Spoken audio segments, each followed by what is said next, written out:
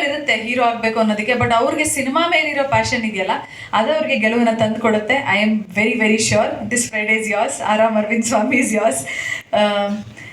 ಅಭಿಷೇಕ್ ಶೆಟ್ಟಿ ಅವ್ರ ಬಗ್ಗೆ ನಾನು ಎಲ್ಲ ಇಂಟರ್ವ್ಯೂಲು ಆಲ್ರೆಡಿ ಹೇಳಿದ್ದೀನಿ.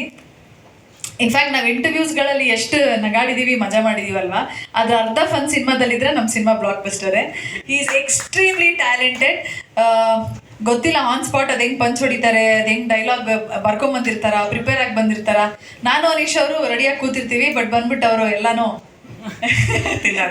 ಎಲ್ಲ ತಿಂದಾಕ್ಬಿಡ್ತಾರೆ. So that's how talented Abhishek is and I wish him all the best.